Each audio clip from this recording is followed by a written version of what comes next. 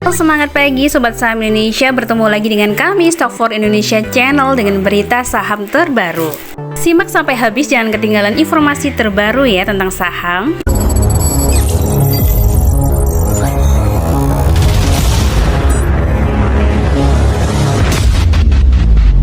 Oke, kita awali berita pertama dari Wall Street ya. Wall Street ditutup beragam nih di tengah laba teknologi. Jadi banyak emiten yang mengeluarkan laporan keuangan kuartal ketiga nih, sama seperti di Indonesia ya, di Bursa Efek ya, banyak sekali dan rata-rata nih hasilnya bagus.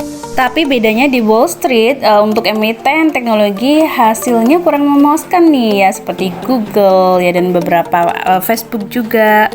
Facebooknya sampai minusnya tuh sampai 23% lebih ya tadi malam. Nah ini dia, tadi malam Dow Jones itu naik sih tipis 0,65%, kemudian S&P itu turun 0,53%. Dan Nasdaq ini yang turunnya dari kemarin tuh lumayan ya. Sekarang hari ini 1,82%.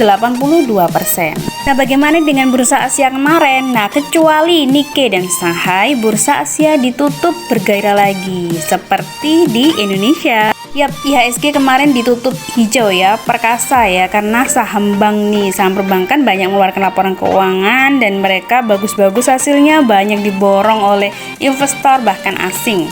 Nah, ini dia investor asing memborong saham senilai hampir 1 triliun ya, 897,29 miliar. Nah, berikut nih 5 saham yang diminati oleh asing di perdagangan hari Kamis kemarin.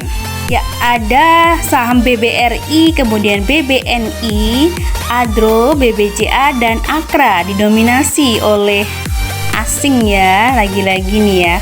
Oke, berikutnya yang ini masih ada juga yang net sell nih, walaupun banyak yang net buy tetap aja yang net sell ya. Antaranya ada ASI, KLBF, BP, TUWR, dan AC Hardware. Kita beralih ke komoditi. Yang pertama ada harga batu bara yang ambruk 6% ya, jatuh ke level terendah 2,5 bulan. Jadi sejak 2,5 bulan yang lalu nih, sekarang menyentuh rekor terendahnya lagi. Nah, kemudian ada sama nih, emas juga merosot. Habis naik turun, naik tipis turun lagi. Nah, kemudian yang naik nih hanya minyak mentah yang rally disokong permintaan kuat dan kekhawatiran resesi yang mulai mereda. Nah, bagaimana nih dengan CPO ya? Untuk dalam CPO ini trennya bullish ya, harga CPO naik, harga minyak naik, harga CPO juga naik. Tapi kalau CPO ini lebih banyak dari faktor cuaca ya, curah hujannya tinggi. Oke, sekarang kita ke kabar emiten ya. Kita ngomong-ngomong tentang sawit nih, ada IPO emiten MKTR ya, yang oversubscribe nih 160%. Nah, ternyata sawit masih diminati oleh para investor saham nih, sampai belum listing aja yang pesen udah banyak banget. Jadi kelebihan permintaannya ini sampai 160%. Kelebihan permintaan ini di masa book building ya. Nah, saat ini masih masa, ini dia jadwalnya, kita lihat RTI ya. Masih ini, sekarang kan tanggal 28 offering start. Jadi masa book buildingnya udah selesai, saat ini udah bisa masa penawaran dan berakhir tanggal 2. Nah, listingnya itu tanggal 4 November. Kira-kira di hari pertama ini dibikin ARA atau dibikin ARB ya? Sepertinya ARA ya.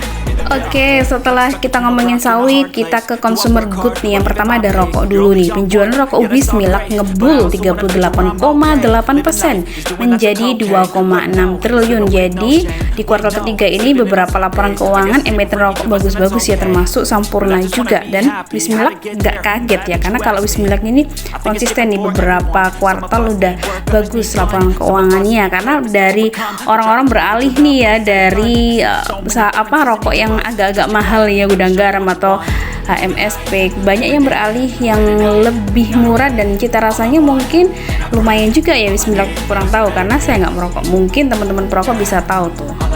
Nah, jadi Wismilak ini mencatatkan penjualan bersih sebesar 2,64 triliun selama 9 bulan berjalan. Nah, naiknya 38,8, yang kuartal 3 tahun lalu tuh 1,9 triliun. Nah, masih dari consumer good ada Unilever. Ini kabar berita yang bagus. Kemarin beritanya kurang bagus karena beberapa produknya ditarik nih di pasar Amerika. Nah, saat ini mengenai labanya naik, walaupun naiknya nggak terlalu banyak ya, hanya 5,3%, tapi lumayan nih, berita bagus. Tercatat di sini Unilever melaporkan pencapaian laba bersih sebesar 4,61 triliun sampai kuartal 3, naiknya 5,3 dari tahun yang lalu itu 4,37%. Ini sejalan dengan peningkatan penjualan ya. Dan tidak mau kalah lagi dengan Unilever, ada Mayora. Laba Mayora Indah naik 10,92%. BCA Sekuritas merekomendasikan beli saham Mior. Ini naiknya lebih tinggi ya dibandingkan dengan Unilever. Ya, tercatat labanya itu 1,08 triliun. Realisasi ini didukung oleh penjualan yang meningkat 11,87% secara tahunan. Jadi penjualannya itu mencapai 22 triliun lebih. Berikutnya masih seputar makanan, ada crab ya. Ini tentang ikan laut ya. Sudah membaca laporannya kuartal ketiga, fantastis hasilnya. Jadi penjualan crab ini itu mencapai 453,87 miliar pada Januari hingga September, turun dari posisi periode yang sama tahun lalu 458. Jadi sebenarnya penjualannya itu turun sedikit, tapi karena berhasil menekan beban pokok penjualan, akhirnya labanya yang naik gitu. Labanya jadi 38 miliar. Selanjutnya yaitu dari ikan-ikan ya, ikan segar nih, fish. Direktur FKS Multi Agro mengajukan pengunduran diri. Akhir-akhir ini banyak ya terjadi direktur atau komisaris pada mengundurkan diri nih, kenapa ya? Nah, tidak disebutkan ya alasan untuk pengunduran dirinya kapan, kenapa, tapi memang sudah diterima untuk surat pengunduran dirinya ya. Semoga ada pengganti yang lebih bagus lagi. Nah, buat teman-teman yang belum tahu nih, Fish ini bergerak di bidang apa sih? Kalau dari namanya sih seperti ikan ya. Nah, bener banget, ini adalah di bidang perdagangan termasuk ekspor dan import untuk produk perikanan. Kemudian ada juga nih manufaktur dan jasa. Nah, perusahaannya juga udah lama banget ya, beroperasinya sejak tahun 93. Oke, dari consumer good kita ke sektor energi. Yang pertama dari PTBA nih, kongsi dengan Cina Huadian di proyek EBT. PTBA bakal pegang saham minoritas ya, tapi semoga aja hasilnya maksimal ya. Jadi memang ini proyeknya ada di Cina ya, di Cina Selatan, kapasitasnya 1.300 MW. Nah, ini udah disepakati MOU-nya tanggal 18 Oktober kapan lalu. Karena kalau di Indonesia ini masih dijajaki. Jadi masih akan dicari nih kira-kira kawasan potensial yang mana yang akan ditawarkan kalau untuk Indonesia. Berikutnya kita ke Inco. Harga nikel menopang Inco raih laba 168 juta USD pada akhir September 2022, ini naik 37% lebih. Nah, masih dari Inco nih, Vale Indonesia memangkas suplai batu bara akibat harga yang terlalu tinggi. Jadi batu baranya harganya udah tinggi nih, makanya dia kurangi untuk penggunaannya ya. Kalau batu baranya dikurangi, dialihkan kemana? Ternyata dialihkan ke sumber energi untuk burn dari batu bara ke HSFO. Jadi alat pembakarnya udah diganti ya. Pada September udah jalan sejak September. Nah, ini diharapkan bisa menekan biaya energi yang lebih rendah ya dibandingkan jika terus menggunakan batu bara. Akhirnya nanti berpengaruh nih ke pendapatan dan ke laba bersih terutama. Nah, masih dari pertambangan nih yang lagi viral nih, banyak tersebar video-videonya ya, bahwa ada bentrok kembali pecah di lokasi tambang emas PT CPM di Palu. Polisi memuntahkan tembakan bubarkan massa. Nah, ini dia milik dari tambang emas yang dimaksud ya, ternyata adalah BRMS punyanya Bakri Group. Nah, ini yang sering keluar di berita bisnis ya, bahwa mulai akan beroperasinya tambang emas. Nah, ternyata di sana bermasalah. Selanjutnya masih dari sektor energi nih, anak dari PT Barito Pacific, tepatnya Star Energy. Nah, bersama perusahaan listrik negara ini akan di merger. Ini baru pengusulan, tapi ini berhasil menaikkan harga sahamnya ya. Jadi Menteri Erick Thohir mengusulkan untuk di merger aja. Well, jika memang itu yang terbaik, semoga berhasil dan semoga sama-sama untung dan cuannya ya. Selanjutnya dari ini ke pelayaran kita, MBSS dilepas Lok Henggong, saham MBSS kini dipinang ex-komisaris Bursa Efek. Nah, LKH ini kan sudah menjual sahamnya. Nah, ternyata yang memborongnya itu adalah PT Gale Andika Armawama. Nah, ini mungkin adalah owner dari ex-komisaris Bursa Efek. Dari sektor energi kita ke perbankan. Yang pertama nih, mengembirakan lagi ya, dari BRIS, laba bersih BSI 3,21 triliun per kuartal 3, tumbuhnya nggak main-main nih, 42% ya. Jadi ini sekarang ini 3,21 triliun keuntungannya. Makanya ROA-nya juga ikut naik ya. Masih berita menyenangkan kali ini datang dari BTPS atau BTPN Syariah yang meraih penghargaan Most Outstanding Bank in Microfinance. Jadi penghargaan ini diberikan sebagai apresiasi dan kinerja yang telah diraih para industri perbankan yang berperan dalam memulihkan dan meningkatkan ekonomi Indonesia sepanjang tahun ini. Masih dari Bank Syariah, ada Bank Panin Dubai Syariah meraih laba 169 miliar hingga kuartal 3.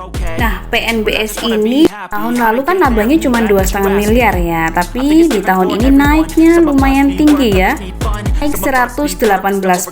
Nah, sekarang mencapai 21 miliar lebih. Nah, kalau tadi ada Bank Panin Syariahnya, sekarang Bank Paninnya nih, PNBN-nya juga mencatat hasil memuaskan, walaupun tumbuhnya nggak terlalu banyak ya, hanya 9,3%, tapi ini kinerja yang bagus. Selanjutnya yaitu dari BNI yang mendorong kepemilikan rumah milenial BUMN. BNI menggandeng PLN, jadi nanti beberapa karyawan dari PLN nanti akan mengkredit rumah dengan menggunakan BNI. Selanjutnya dari perbankan juga nih yang melakukan kerjasama ya, yaitu Bank Danamon yang kerjasama dengan MUFG dan Adira gelar Economic Outlook Summit. Ini untuk mendorong ya, untuk mensupport industri otomotif nih yang banyak nih menyumbang dari PDB nasional ya. Jadi semoga aja kerjasamanya semakin sukses ya. Next kita ke BTN, masih dengan kabar yang gembira. BTN membukukan laba 2,28 triliun di kuartal ketiga. Nah, naiknya juga gede nih, 50,11% secara tahunan. Banyak naik kayak karena kreditnya juga naik ya kan, terutama kredit perumahan nih masih mendominasi total kredit. Masih dari BTN, nah KPR subsidi mendominasi, BTN salurkan kredit 289,6 triliun. Wow, gede banget ya. Si kabar baik dari perbankan yaitu ada Alobank yang labanya tuh melonjak 145% pada akhir September 2022 ini. Di laba sekarang tuh 209 miliar. Nah, laba tahun lalu di periode yang sama itu cuma 85 miliar. Oke, kita tinggalkan perbankan, kita ke media nih, yaitu ada FIFA. Kabar bagus juga nih, yaitu salah satu grup bakri FIFA dilepas gemboknya dari suspend. Apa dilepas ya? Karena sudah bayar denda ya. Nah, buat teman-teman yang belum tahu nih, FIFA ini perusahaan apa ya? FIFA ini bergerak di bidang media dan jasa. Nah, perusahaannya juga udah mulai lama nih, dari tahun 2005 udah beroperasi. Ini salah satu punyanya grup bakri bagi yang teman-teman yang baru newbie ya, yang belum kenal ya. Oke, ada suspend yang digembok, ada juga nih beberapa aksi korporasi lain yang sudah kami tampilkan di grup Telegram kami, di forum trader dan investor bagi yang udah menjadi member di komunitas Stock4 Indonesia. Contohnya seperti ini ya, ada beberapa emiten yang mau melakukan RUPS rapat umum pemegang saham. Ada Bimas, ada PKPK ya, ini Bimasnya di Surabaya ternyata. Kemudian ada juga nih perusahaan yang mau memberikan dividen, yaitu Dimas. Nah, Dimas ini biasanya gede ya untuk dividennya, ini Rp15 per lembar, artinya 1.500 per lot. Well, sampai di sini dulu Sobat Saham Indonesia. Terima kasih yang sudah menonton video ini. Semoga bermanfaat dan jangan lupa like, share, komen, dan subscribe ya. Dan buat siapa aja yang mau belajar saham, saling sharing saham dan saling belajar bersama komunitas kami Stock4 Indonesia, bisa menghubungi kami di kolom deskripsi, ada nomor WhatsApp dan Telegram ya. Oke, sampai jumpa. Sampai di sini dulu, kita akan ketemu lagi di sesi video berikutnya. Sampai jumpa dan go financial freedom.